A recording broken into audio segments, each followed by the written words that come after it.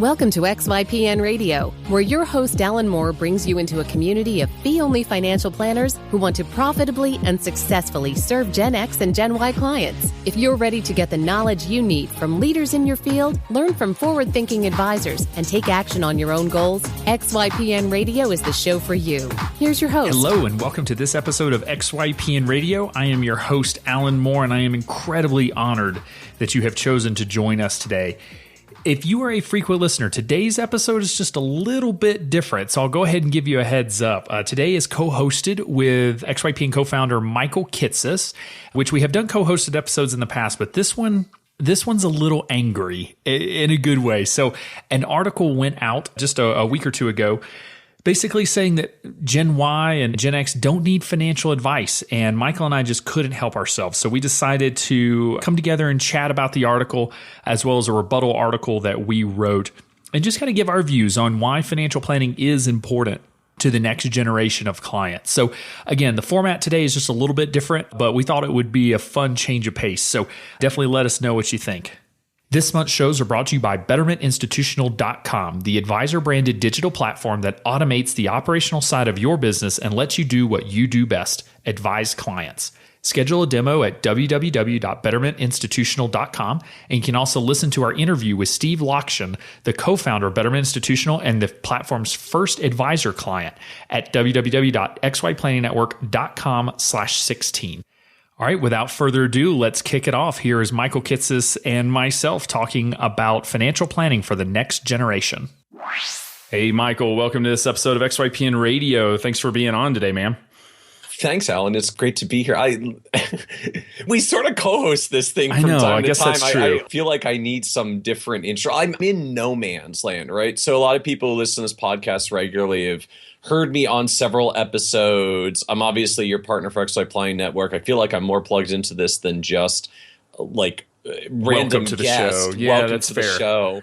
But I'm not really like full on weekly co-host. I don't know. I'm in podcast purgatory. I guess we can say welcome back, Michael, to this episode of XYPN Radio. It's great to be back on XYPN Radio. I'm looking forward to talking to you and all of our listeners today about a very interesting subject.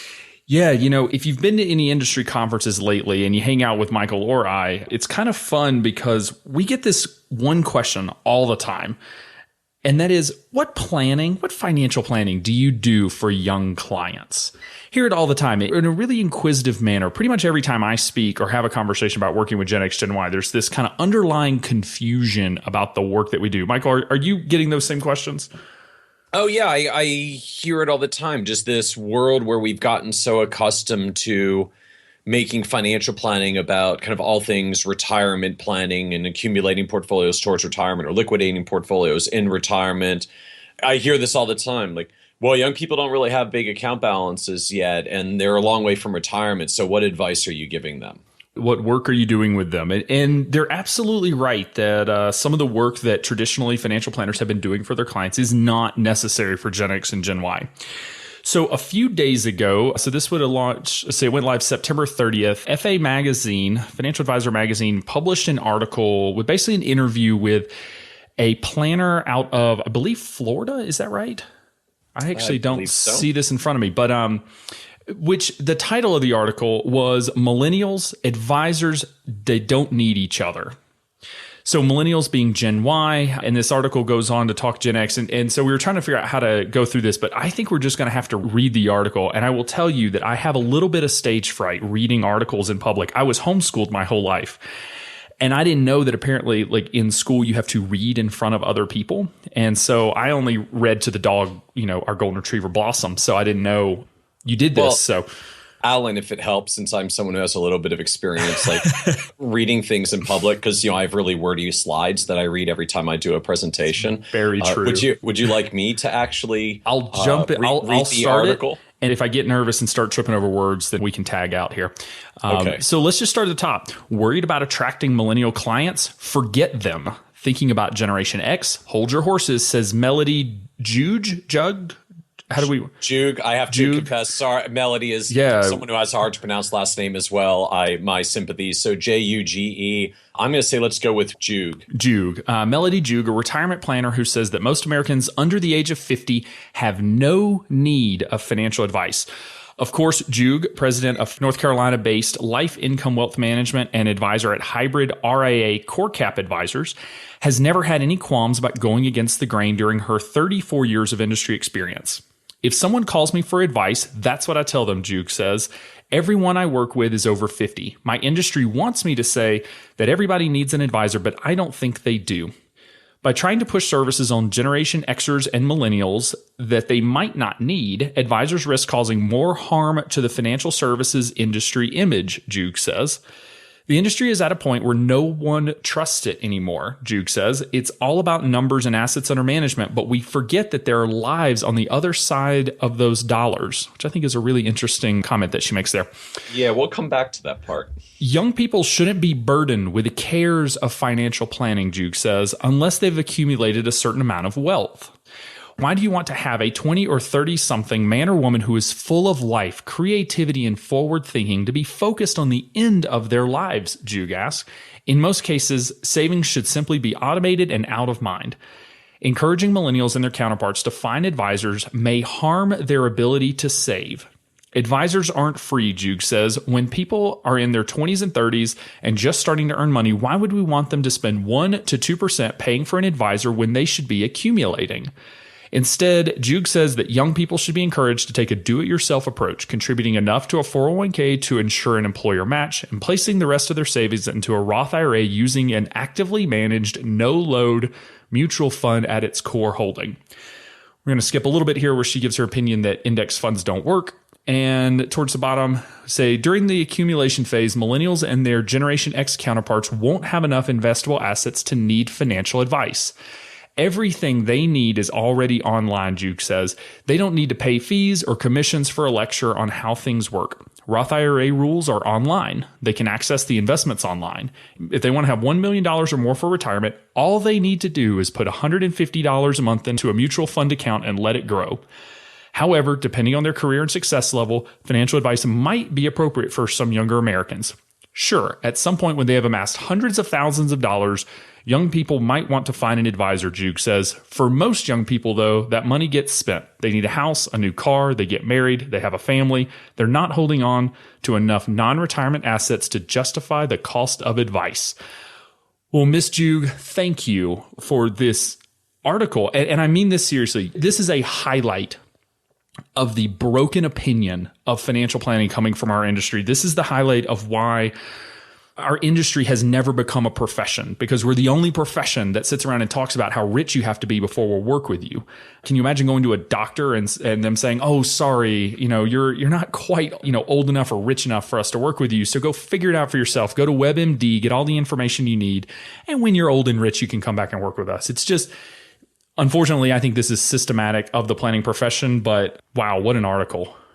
Yeah, I mean, I was kind of speechless when I read this. Obviously, I know you were too, Alan, and you gave that a very passionate reading as you went through. And I mean, there's certain pieces of this certainly that I wouldn't disagree with. Like, obviously, there's a lot of information online. There's a lot of stuff that we can get and learn online. I certainly wouldn't discourage anyone from doing that if they want to take the time to do that. And I certainly don't have anything to say negative about things like automating saving strategies and investing for the long run. So, like, it's not about those kinds of comments, but there are some strange ironies about even Melody's own comments in this. Like, young people don't need a financial advisor until they have hundreds of thousands of dollars. But then she also points out, well, the reason why the industry doesn't trust anyone is because it's all about numbers and assets under management, and we often forget that there are lives on the other side of those dollars. And like, she even to me kind of contradicts herself at that point. Yes, I fully agree. Financial planning is about a lot more than just numbers and assets under management. So why are we solely defining who needs financial advice based on their assets under management, as though the only financial problem that any person ever faces is what to do with their bathtubs of money? It's just such an interesting paradox I think that we've come to in the financial planning profession. Again, name another profession or industry that is solely works with people based on, their assets under management. And we're not even talking about net worth. We're not even talking about assets. We're talking about assets inside of a account that an advisor can actually manage has to be above a certain level. I mean, there was a notable piece, the closing line of the whole article. For most young people, though, that money gets spent. They need a house, a new car. They get married. They have a family. They're not holding on to enough non-retirement assets to justify the cost of advice. And of course, why do we refer to non-retirement assets? Because those are the ones we get paid to manage. Because we can't, if we're particularly a young person, we don't get to get paid on the retirement assets in most cases because they're wrapped up inside of a 401k plan that doesn't get rolled out because, heaven forbid, the person is actually still employed and working there and participating in the 401k plan. Yeah, I mean, and like I said earlier, I think that this is systematic of the belief around, or I guess the belief of advisors within our industry, that financial planning is strictly about retirement planning. I love this line. Why do we want to have 20 or 30 something man or woman who is full of life, creativity, and forward thinking to be focused on the end of their lives?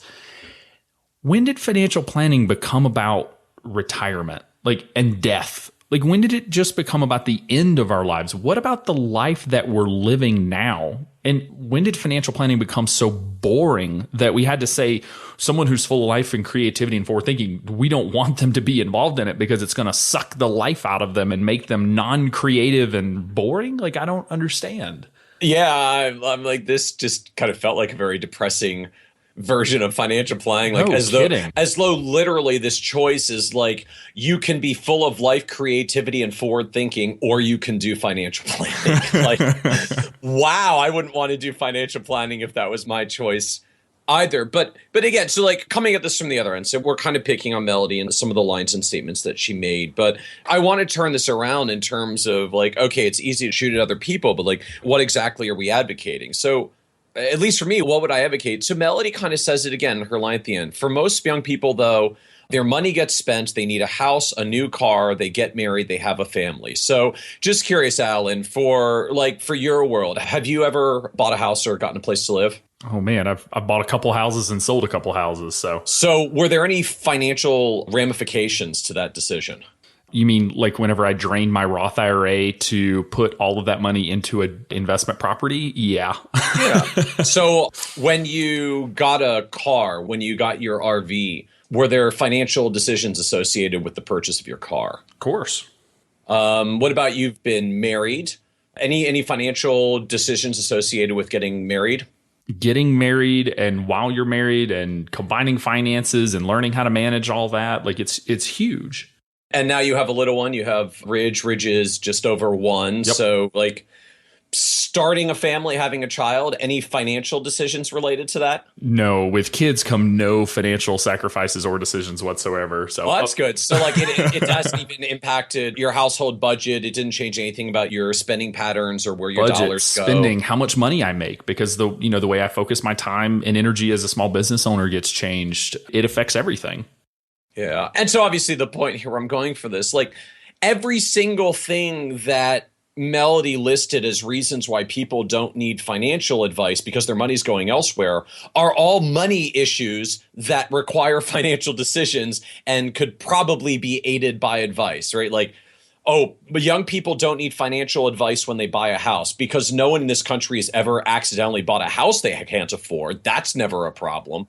No one needs financial advice about buying a car because they never make bad decisions about how much car they can purchase. And we certainly know no one has ever made a bad financial decision related to getting married.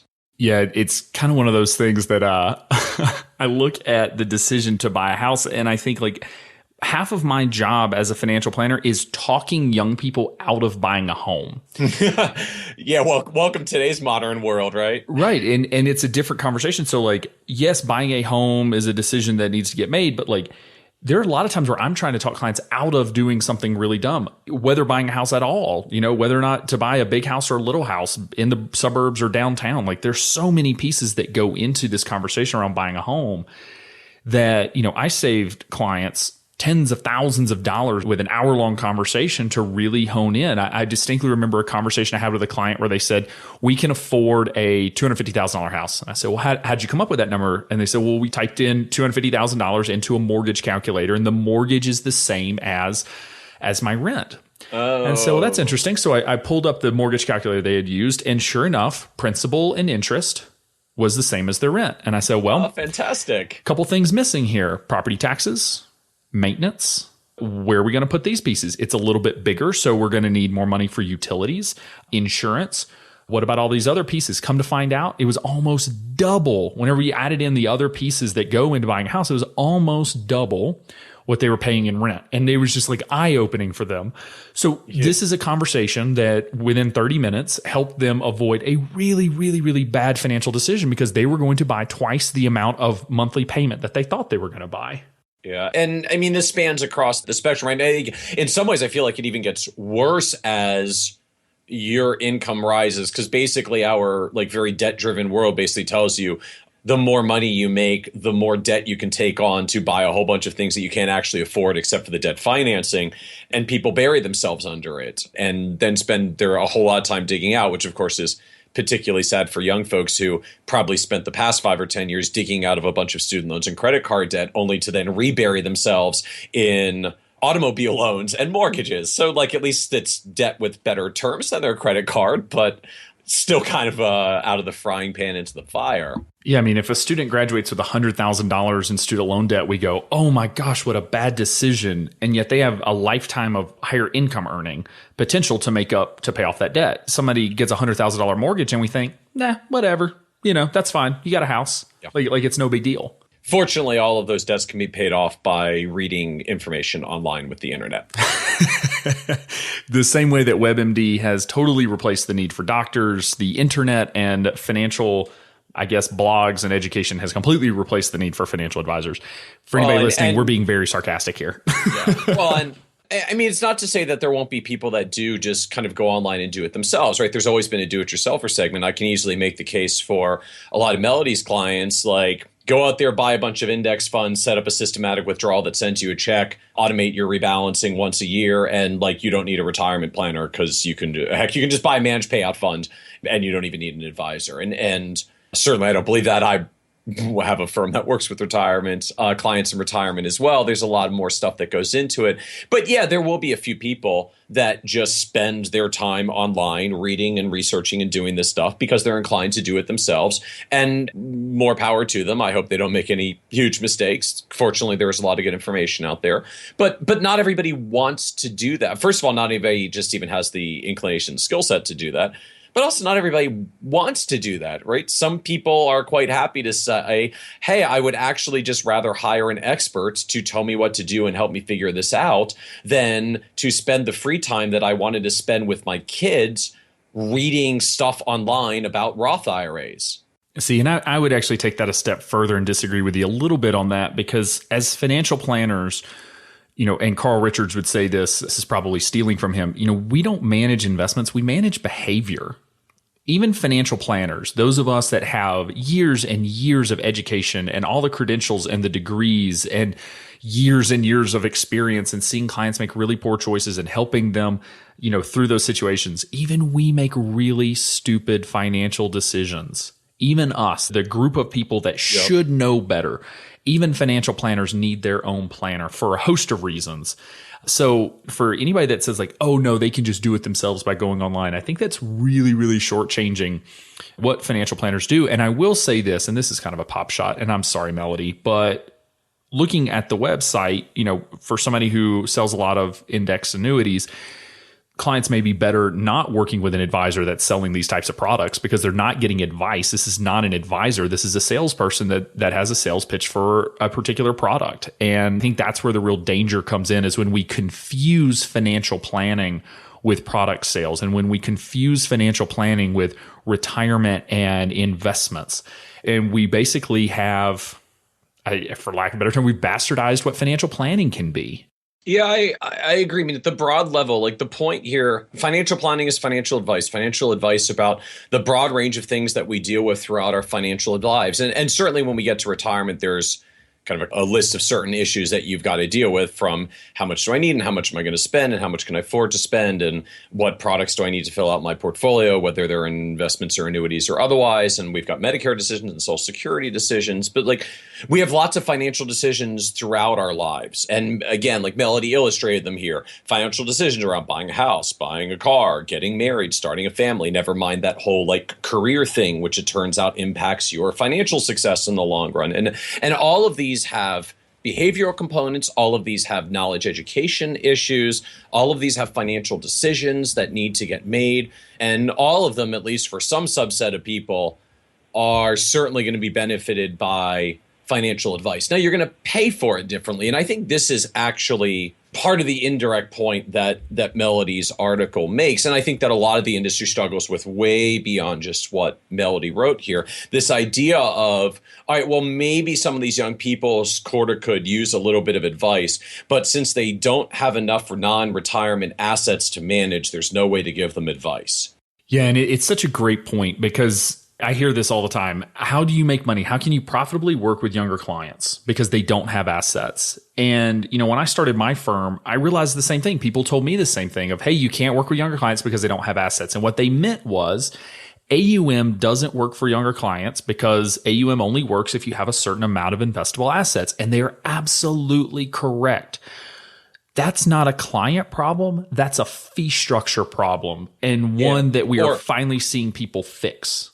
Yeah, or more broadly, even I'd say like it's a business model problem. Like if your business model is predicated on I get paid for managing assets and then provide some other value add services. I am one of those people in the camp that you can be an advisor built around AUM, and it doesn't mean you're solely an AUM advisor. You can do financial planning, other things. It's a value add service. It makes the relationship stronger and better, and you can charge more and all that great stuff. But if your business model is predicated on assets under management, by definition, you are narrowing your target market to people who have assets available to manage, which means you've defined a business model to serve a certain segment. That doesn't mean no other human being on the planet couldn't benefit from financial advice or wouldn't be willing to pay for it. It just means you need a different business model if you want to serve those other folks. So Michael and I, we wrote a rebuttal article, and we'll link to all this in the show notes, that Financial Advisor magazine was kind enough to publish on October 5th.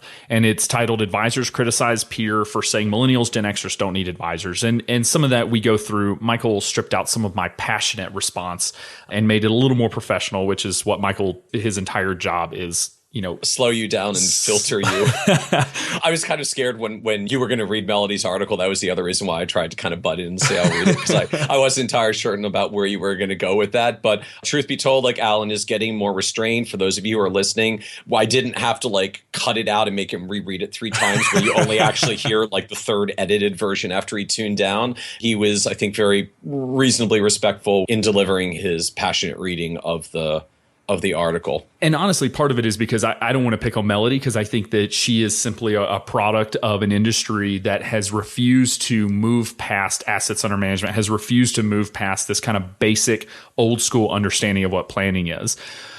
I was going to say, I feel like we need to at least make sure we do sort of move the conversation forward to, I think, like our ultimate point, which is if you want to actually serve younger client segments that don't necessarily have assets to manage, so you can't run an asset management centric model for them. It just won't work. So what do you do? And obviously we're a little bit biased here because we've kind of built an entire network around this, but what do? You charge them financial advice fees. You, like, heaven forbid, just say to them, I have some valuable advice to give you about these various decision points that you have. How about you just actually pay for the advice from your income, from your cash flow, from your checking accounts, from the money that you have coming into your household? And we can even find a convenient way to finance that, because most folks, like the next thing we even see in our planning world, a lot of people have offer sort of standalone financial planning, like, sure, I can do this for a fee. Just write me a $10,000 check and we'll be square. I don't have to charge you 1% on your $1 million.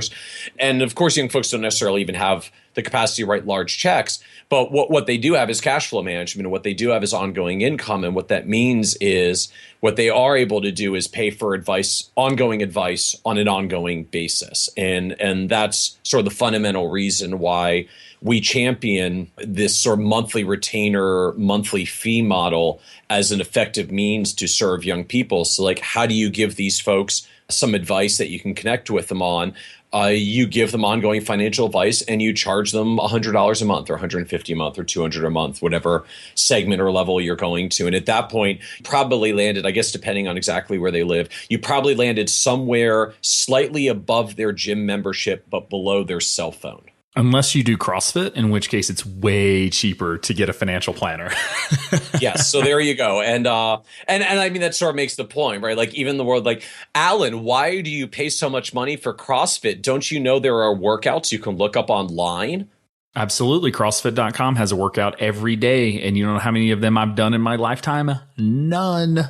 Because I'm competitive and like to be driven by other people and hate working out alone, you know? So I do think, though, we should take a step back.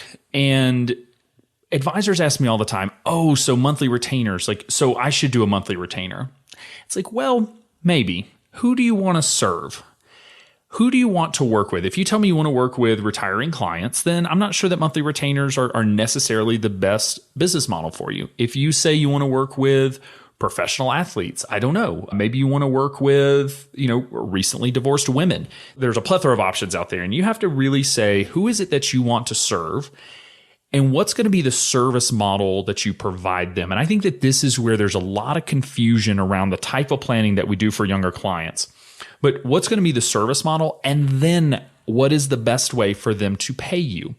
So just think about younger clients. So if you say, I want to work with, young business owners, I'll use my own story as an example. And Michael, you have a great story as well as to the power of this. So I graduated college when I was 23, I guess. We call it ABT. I left having completed grad school except for writing my thesis. Took me another year and a half to get that stupid thing written. So I left college in January 2010, I got married in December 2010, and then January 2011, moved to South Dakota for a job. This is where I drained my Roth IRA and bought a investment property instead of paying off my student loans at 6.9% interest with the advice of a financial planner. And you bought that real estate in South Dakota? It was in Rapid City. It was a really great deal, actually. The cap rate was ridiculous. Somebody was just offloading it. So bought a duplex and thought, well, my rent is actually cheaper than either the rent that I can get on the duplex. It literally kept living in an apartment and then rented out both levels of the duplex. In October, ended up deciding that South Dakota wasn't going to be the best fit long term and started to move to Wisconsin. And again, from the advice of somebody who was in real estate investing, said that, owning property outside the city you live in is extremely challenging. So I sold the property and used the proceeds. So you had this 10 duplex, months. 10 months. 10 months. No, not even. I don't think I bought it till March. So probably had it 6 months, which is a really funny thing because mortgage payments aren't due for like the first, 6 weeks. So I was getting some rental payments up in the first 6 weeks. And then, then the mortgage kicks in and then I sold it. Anyway, I made out like a bandit. It was a great buy. But sold the property and then used the proceeds to pay off my student loans and moved across the country to Wisconsin. Got there in October of 2011, started working. By April of 2012, had gotten myself fired from my job. So here I am. Was that part of your financial plan? That was not part of the plan. But I was married. My wife had just started grad school in Milwaukee, about 30 minutes north of where we were living. I didn't have a job now.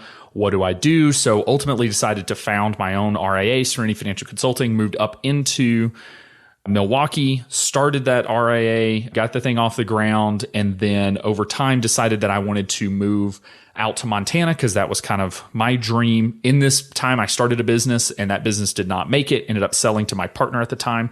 It was a content company writing content for financial advisors, ended up moving to Montana, ended up co-founding the XY Planning Network, have subsequently had a baby, gotten divorced, and sold Serenity Financial Consulting and bought a condo here in Montana.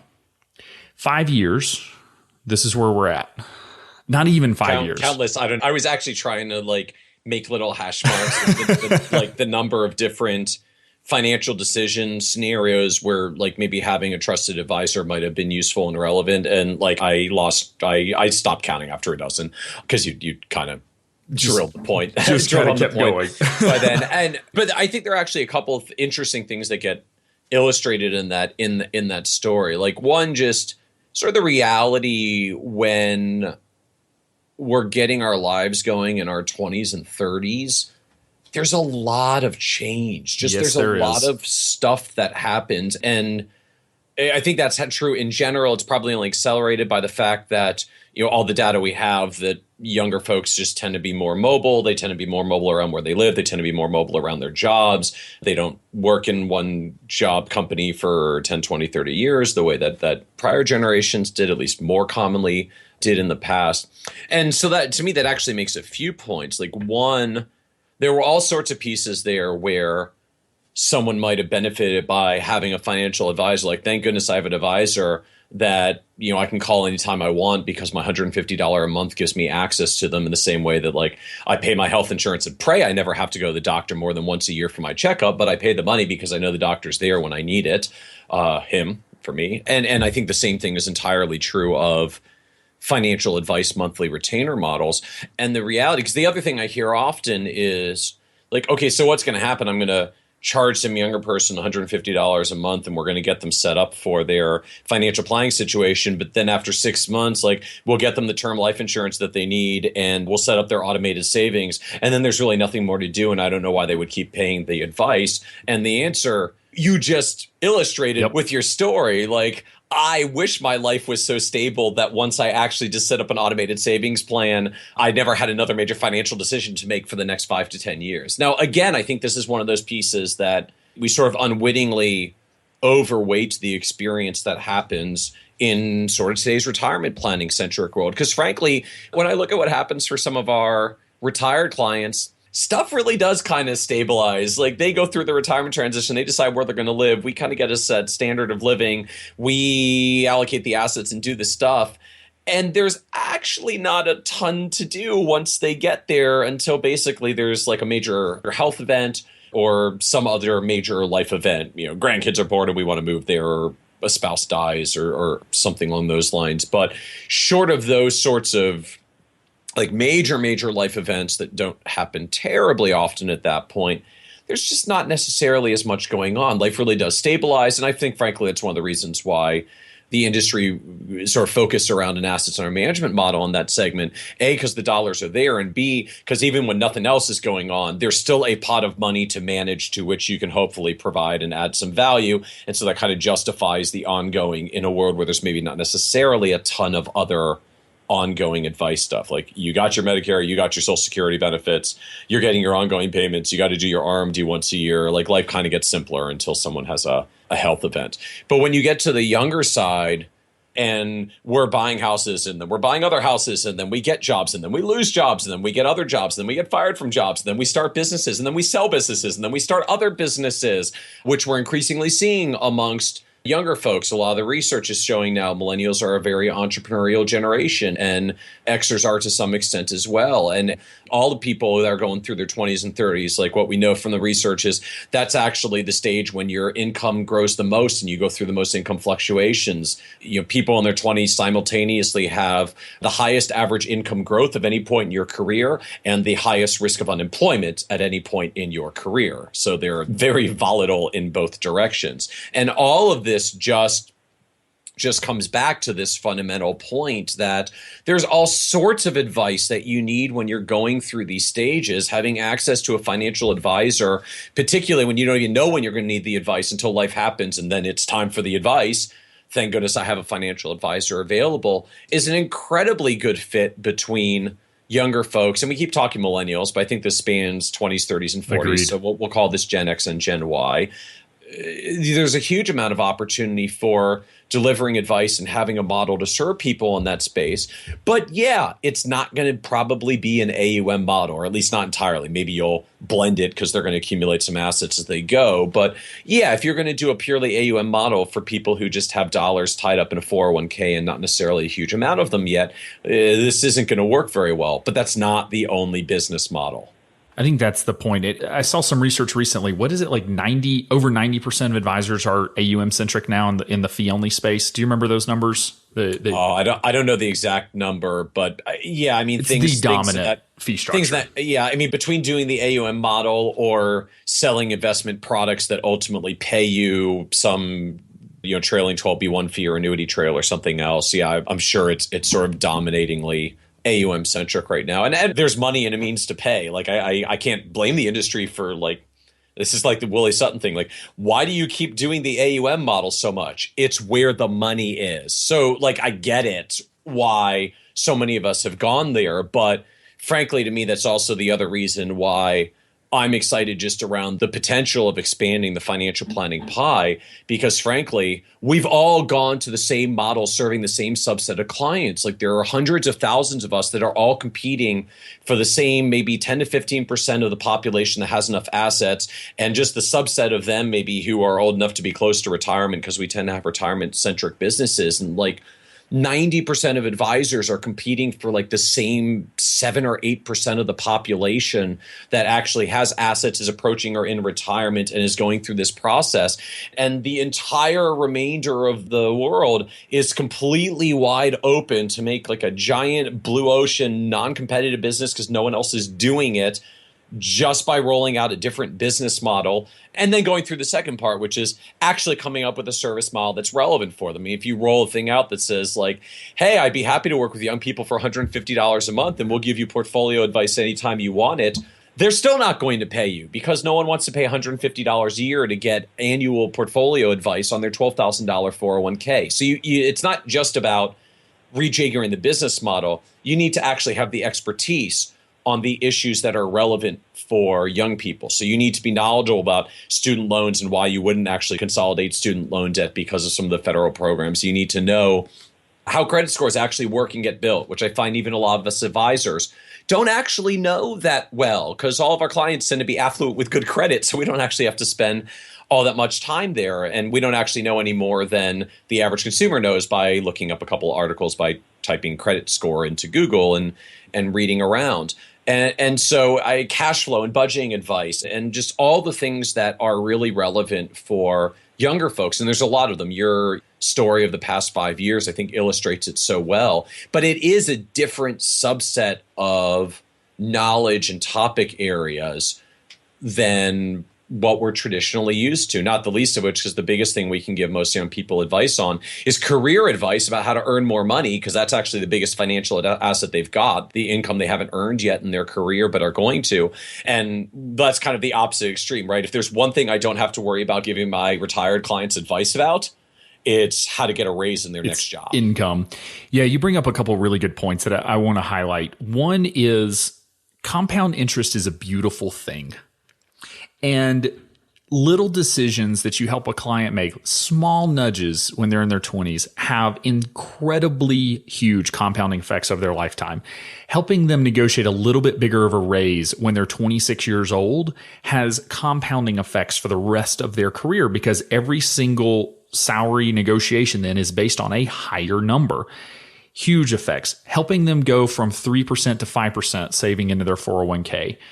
2% extra saved over their lifetime is massive. We're talking about huge long-term effects, helping them get a handle on their budget and learn how to budget, teaching them good money skills, helping them with their benefits package. To your point with student loans, being sure they don't do something really stupid with student loans, because student loans are really confusing now. I mean, I would venture to say student loans are as confusing, if not more so, than Social Security.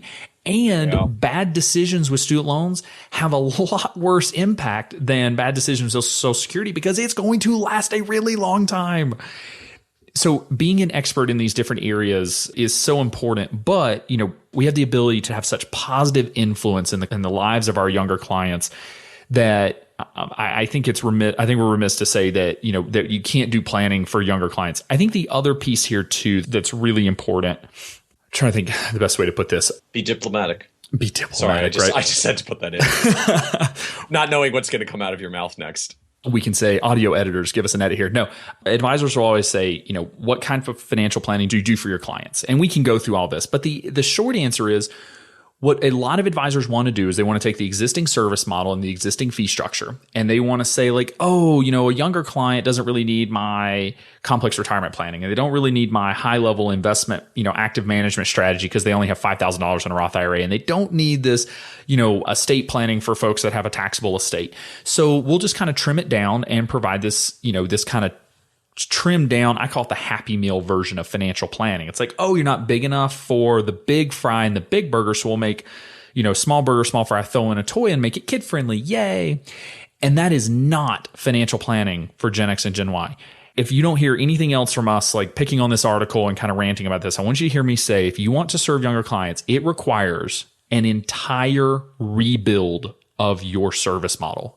An entire rebuild, the way it's delivered, how you charge for it, the way you market, the entire service model is completely different. If you look inside of XY Planning Network that exclusively serves clients in their 20s and 30s, and then go look at a firm that exclusively works with retirees, they look so different. You wouldn't even know that they are in the same industry, except for the fact that we call them both financial planning. So do not think that you can just take what you're already doing and kind of trim it up. It's going to require a rebuild because we do talk debt. We talk cash flow and budgeting.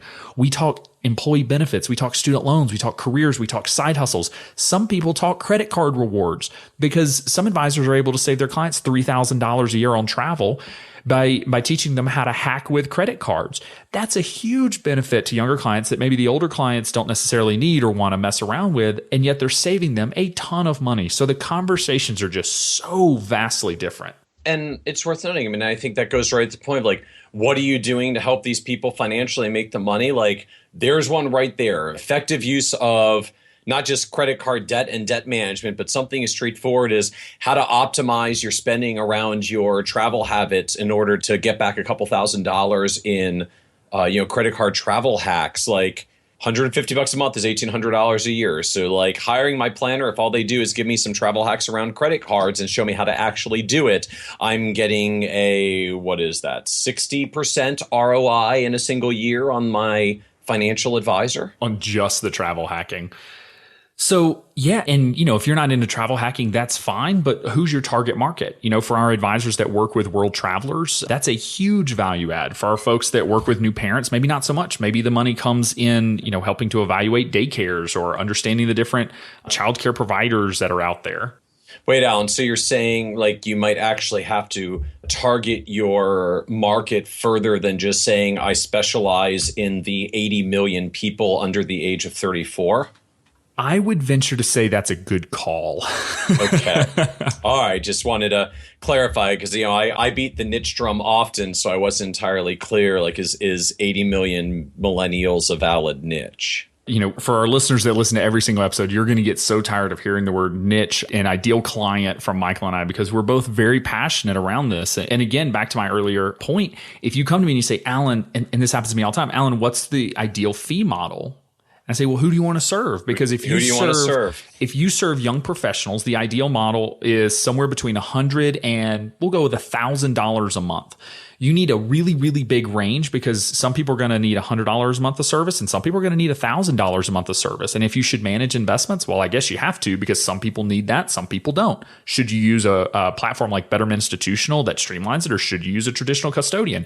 You got to use both because who knows? If you narrow down and you say, I exclusively work with, graduating residency, moving into being a doctor, as a cardiologist, because I just know cardiologists tend to be getting bought up by hospitals right now. That's a very specific, very clear niche market that you can then design the service model, the fee structure, your own expertise, the marketing strategy, the investment strategy to cater to that very specific client market. So all of these conversations always go back to, who do you want to serve? And let's find the best way to serve them. It's not just about monthly subscriptions being the greatest thing of all time. It's about, it is a way that we believe to reach an entire two generations. Half of the U.S. population are in this Gen X and Gen Y marketplace. More than half, yeah. I think it's more than half now. People ask me sometimes, they're like, Alan, do monthly retainers only work for young clients? No, they work for older clients that haven't saved enough money for retirement as well, which is the vast majority of retiring clients. It works for anybody without assets, which, to Michael, your point earlier, is a the vast majority of Americans. Yeah. So it is just a different service model. It's not the right one. It's just the one that can reach a target market that we haven't been reaching before. And I think I'll call it a right one as well. Like, it's a right one simply because, like, as a business owner, someone who started a whole bunch of businesses over my career, like, if I had to choose, do I want to create yet another advisory business to compete against basically the same clients that every other financial advisor competes against? Or do I want to make an alternative model that serves 80 million people who have almost no advisors serving them at all, and I only have to compete against, well, basically like the 150 something planners in XYPN network, and that's about it. So like 80 million target consumers, 150 advisors. Okay, I think there'll be some left for me. Just like for people who are looking at coming in today, just sort of business 101, like why you would try to go into the same space that absolutely everybody else is in doing the same thing instead of going into this like giant wide open blue ocean where almost no one is actually serving right now. Just, boy, you got a whole lot more success opportunity. I mean, that to me is, I said it kind of tongue in cheek before, like, can your niche be 80 million people? But the reality is that we actually have a number of advisors in XYPN network right now where their niche actually is 80 million people. Like their niche actually is Gen Y, and it works because so few people actually focus on working with younger clients that you can actually have a niche by being specialized in something for 80 million people because there are so few others that do it at all. It's so true. I mean, and I pick on advisors that say their niche market is women because that is over half the population. But truth be told, advisors have ignored women to the point that that is a niche, that you can specialize in working with women. And yet we can come up with a million ways to subset that down to say, is it entrepreneurial women? Is it recently divorced women, newly married, newly widowed, a high-powered executive, stay-at-home mom? I mean, we could parse that down and very much fine-tune that, but so few advisors have really gotten into this space that it is wide open.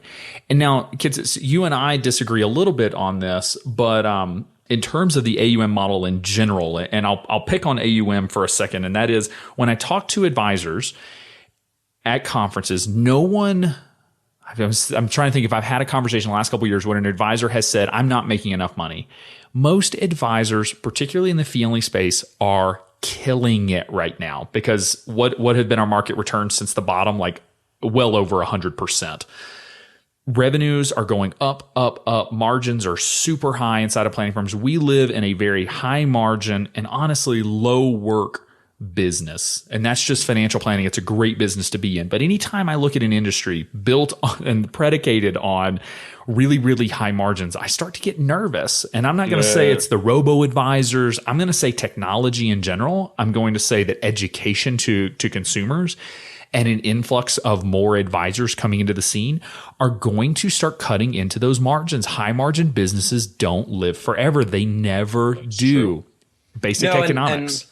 And I think you're seeing it already. I mean, I've written about this separately, but the rise of everything from Schwab private client, Fidelity private client groups, now the massive launch of Vanguard personal advisor services, which people keep labeling as a robo. It's not. Like if you're a financial advisor, you should actually be way more scared of this. Robos do something different than you do. They provide automated investment advice for do-it-yourself consumers.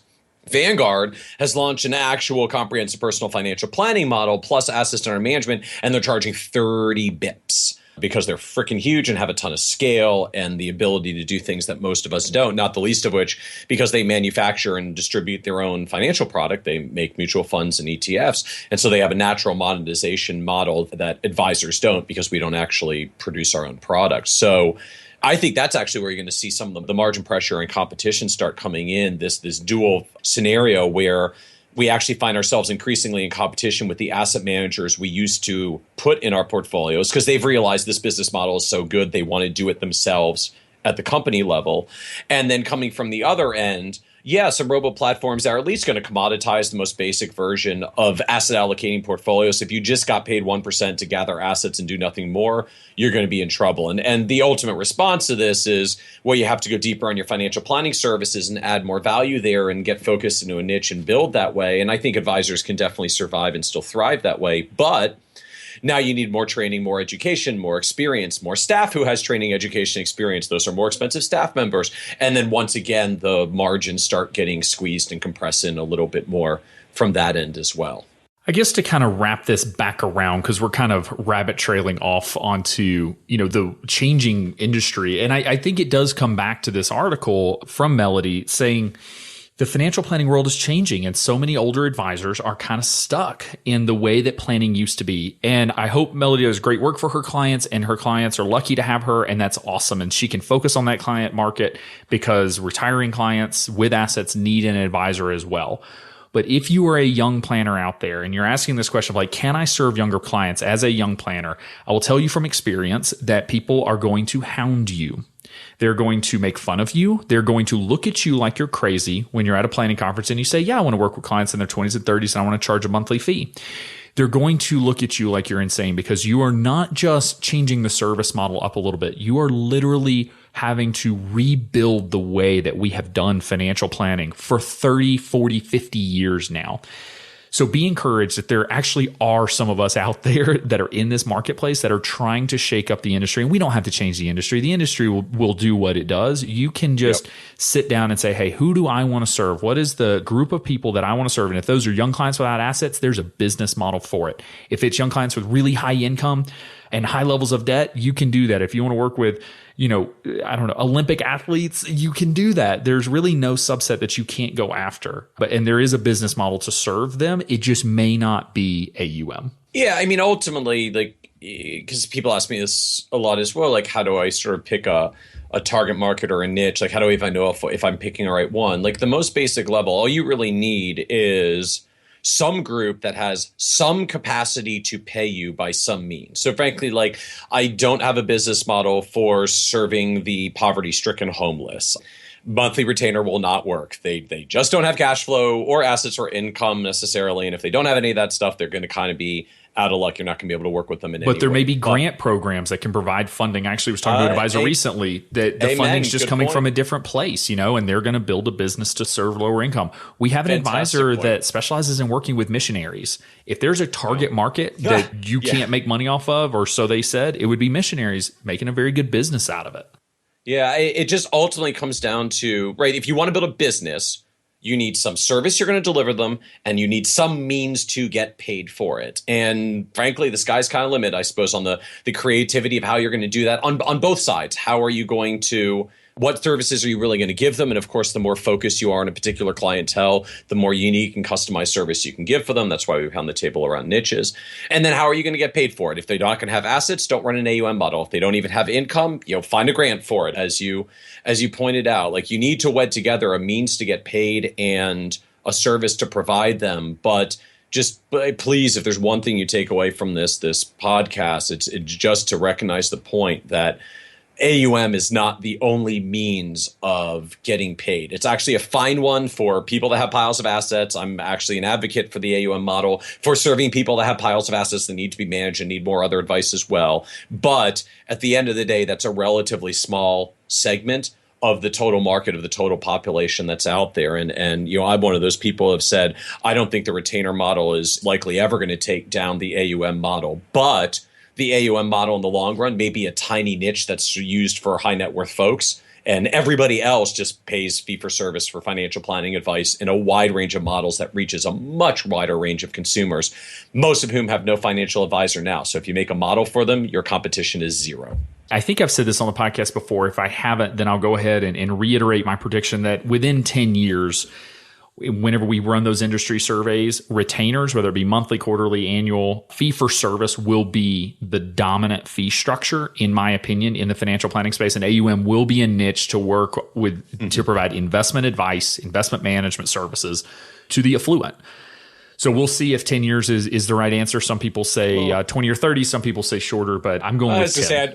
I'd probably peg 15 to 20 just because industry change is slow and there's a huge number of people very set and comfortable in AUM model that frankly is fine for who they're serving and the clients they've got. Again, it's just if I was coming in and building from scratch today, I don't know that I would necessarily want to build into the currently most crowded place in the marketplace, or at least if I did, you really need a narrow, clearly defined, differentiated niche to have a competitive chance there. Well, Michael, thank you very much for coming back on and doing. I love these co-hosted. These are fun. We're going to have to do a survey of podcast listeners to see if they like the co-hosted or the interview format or the vendors, or maybe they like them all and we just keep mixing it up. I'm kind of nervous about that survey though. Like, basically it's putting me right on the line there. Like, dear listeners, would you prefer A, when Michael's on the podcast, or B, when Michael's not on the podcast? Like, or C, would you like for Michael to launch his own podcast? Coming soon. We shall see. Keep putting in the plug. Interesting idea. If you listen back to episode 1, you can go to xyplannetwork.com/1 and I put in a plug for folks to email Michael if they wanted to hear a podcast just from him without me being involved. And how many emails did you get, Michael? Oh man, couple dozen in the first few days. There we go. Like emails, tweets, Facebook Messenger posts. So like I feel like we have to go like a 30-second diversion into the backstory on this and like why this is like the running inside joke for Alan and I. So if we dial the clock back, actually almost 2 years now. So like towards the end of 2013, as I was doing my own strategic business planning for 2014, I basically had 2 like big strategic initiatives on the table for 2014 as of the end of 2013. Number 1 was I was going to launch a podcast. Number 2 is I was talking to this guy named Alan about creating a network to support advisors that wanted to serve their peers. Guess which one won? Yes, yeah. Well, and frankly, I had this kind of farcical dream in my own head that like, hey, since we're partner on this business, I should still have a little bit of bandwidth, and I could even do both, and I was going to launch both. And then we launched XYPN and got like 30 founding members in the first 2 weeks. And then the growth took off from there. And suddenly my podcast project got sidetracked. So like my bitter grumbling to Alan for the past 2 years is basically the sole reason that there is not a like Nerd's Eye View podcast today. It's Alan's fault. Totally my fault. And I will take full responsibility, as well as the fact that I've been encouraging it now for probably close to a year now that we need to get this thing off the ground. So see, Alan is now just trying to encourage my podcast because he's trying to purge the guilt of having derailed my podcast in the first place. So much guilt. Let me tell you, it keeps me up at night. I'm sure it's overwhelming to you. It washes over you in waves. So yeah, so stay tuned for everyone. I will be having some podcast announcements of my own coming up sometime next year. Not to overlap with this. Mine will probably be a little bit more broad to the industry overall than our focus here on XYPN Radio. It will be less niche, is what you're saying? It will have a less clearly defined niche market? Oh, that was kind of a low dig. No, actually, it will just have a differently defined target market. Still very focused within the advisor space, and how do we be more successful as financial advisors. Agreed. No, that's going to be a lot of fun. So if you just want to continue to annoy Michael, feel free to tweet him. Don't email him. He gets like 1,000 emails a day. So shoot him a tweet. It's much easier to manage. So Michael, thanks again. This was a ton of fun. Absolutely. Thank you, Alan. Hey, everyone. That was a ton of fun. I hope you enjoyed it. Michael and I got a little, yeah, I think you heard it, to be completely honest. That was fun. So I hope you enjoyed the episode today.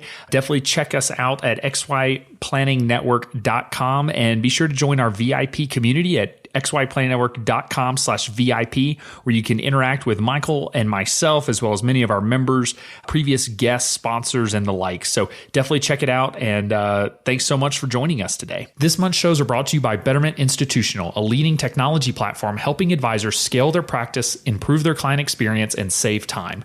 Betterment teamed up with industry veterans to build a next-generation interface for clients, automating workflows to allow advisors to spend more time with their clients. You can meet their practice management team dedicated to working with you to integrate a digital strategy into your business, providing best practices on technology adoption and integration. Check them out at bettermentinstitutional.com, and also be sure to listen to episode 16 at xyplanningnetwork.com/16 to hear an in-depth interview with Betterment Institutional partner Steve Lokshin. All right, everybody. Thanks so much. We'll see you next time. You're not alone, and you're not crazy. It's scary starting, building, and growing your own financial planning firm. And that's why we put together a free private community just for you, the Cutting Edge Financial Planner. Go to xyplanningnetwork.com/VIP or text XYPN Radio to 33344 and join a network of thousands ready to change the lives of Gen X and Gen Y clients.